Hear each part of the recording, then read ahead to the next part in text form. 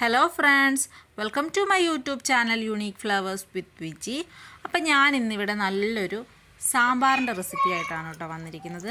Thick and tasty ആയിട്ടുള്ള സാമ്പാർ ഇഡ്ഡലിക്കും ചോറിനും ദോശയ്ക്കും ഒക്കെ നല്ലൊരു കൂടെ കൂട്ടാൻ പറ്റിയൊരു ഐറ്റമാണിത്. നമുക്കിതെങ്ങനെയാണ് ഉണ്ടാക്കുന്നതെന്ന് നോക്കാം. അതിനായിട്ട് ഞാനിവിടെ ഒരു 3/4 കപ്പ് തുവരപ്പരിപ്പ് എടുത്തിട്ടുണ്ട്. തുവരപ്പരിപ്പ് തന്നെ എടുക്കണം, അതാണ് സാമ്പാറിനൊരു ടേസ്റ്റ് കൊടുക്കുന്നത്. അതിലേക്കൊരു 1/2 ലിറ്റർ വെള്ളം ഒഴിക്കാം.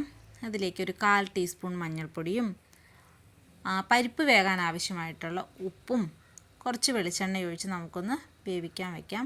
ഈ വെളിച്ചെണ്ണ ഒഴിക്കുവാണെങ്കിൽ ഈ ആവി വരുന്ന സമയത്ത് പുറത്തേക്ക് ഒന്നും ചെതറാതിരിക്കും, അതുകൊണ്ടാണ് വെളിച്ചെണ്ണ ഒഴിക്കുന്നത്. ഇതൊരു 4 വിസിൽ വരുന്നത് വരെ വേവിക്കണം. അപ്പം 4 വിസിൽ വന്നു.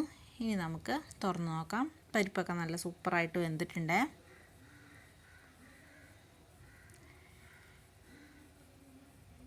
അതൊന്ന് ചെറുതായിട്ടൊന്ന് ഉടച്ചു കൊടുക്കണം. അതിനുശേഷം ഞാനൊരു 3 ഉരുളക്കിഴങ്ങ്, ചെറിയ 3 ഉരുളക്കിഴങ്ങ് ക്യൂബ്സായിട്ട് അരിഞ്ഞിടുന്നുണ്ട്. പിന്നെ ഒരു കഷ്ണം കുമ്പളങ്ങ, ഒരു കഷ്ണം മത്തങ്ങ, അതിനുശേഷം ഒരു പകുതി സവോള. നമ്മൾ കുഞ്ഞുള്ളിയും ചേർക്കുന്നുണ്ട്, അതുകൊണ്ട് പകുതി സവോള മതിയാകും.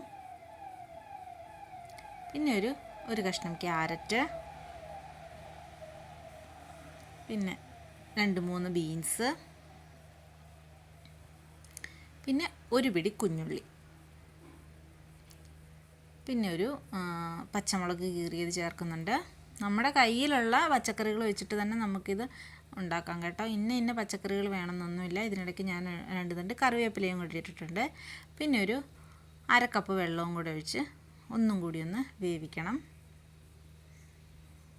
ഇപ്പം കിഴങ്ങിന് പകരം നമുക്ക് ചേമ്പോ ചേനയോ ഒക്കെ ഉപയോഗിക്കാം. ഇനി ആ പച്ചക്കറിക്ക് ആവശ്യമായുള്ള ഉപ്പും കൂടി ഞാനിതിലേക്ക് ഇട്ട് കൊടുക്കുന്നുണ്ട്. ഇനി ഇതൊരു ഒറ്റ വിസിൽ വരുന്നത് വരെ വേവിച്ചെടുക്കണം. ഒറ്റ വിസിൽ വന്ന ശേഷം നമ്മൾ ഗ്യാസ് ഓഫ് ചെയ്തിട്ട് പ്രഷർ കളയാൻ പാടില്ല. പ്രഷർ തനിയെ കുറഞ്ഞതിന് ശേഷമേ നമ്മളിത് തുറക്കാൻ പാടുള്ളൂ. എന്നിട്ട് അതിലേക്ക് ഞാനൊരു 2.5 സ്പൂണ് സാമ്പാർ പൊടി വെള്ളത്തിൽ കലക്കി ചേർക്കുന്നുണ്ട്. അതിൻ്റെ കൂടെ തന്നെ ഒരു മുരിങ്ങക്കായും കൂടെ അരിഞ്ഞ് ചേർക്കുന്നുണ്ട്. പിന്നെ ഒരു ചെറിയ നെല്ലിക്ക വലിപ്പത്തിൽ പുളി പിഴിഞ്ഞൊഴിക്കുന്നുണ്ട്. ആദ്യമേ മുരിങ്ങയ്ക്ക ചേർത്തിട്ടുണ്ടെങ്കിൽ മുരിങ്ങയ്ക്ക വെന്തു പോകും, അതുകൊണ്ടാണ് ഈ ഒരു സമയത്ത് ചേർത്ത് നമുക്കൊന്ന് വേവിച്ചെടുക്കാം. അത് വെന്ത് വരുന്ന സമയത്ത് ഒരു ചീനിച്ചട്ടി വെച്ചിട്ട് ഒരു 4 വെണ്ടയ്ക്ക എടുത്തൊന്ന് വഴച്ചെടുക്കണം. ആ വെണ്ടയ്ക്കയുടെ ആ ഒരു കുഴകുഴാന്നിരിക്കുന്ന ആ ഒരു ഇത് മാറാൻ വേണ്ടിയിട്ടാണ് എണ്ണയ്ക്കകത്ത് വഴറ്റുന്നത്. അതൊന്ന് ചെറുതായിട്ടൊന്ന് വഴണ്ട് വരുമ്പോഴേക്കും ഒരു തക്കാളിയും കൂടി ചേർത്ത് വെണ്ടയ്ക്കയും തക്കാളിയും കൂടി നന്നായിട്ടൊന്ന് വഴറ്റിയെടുക്കാം.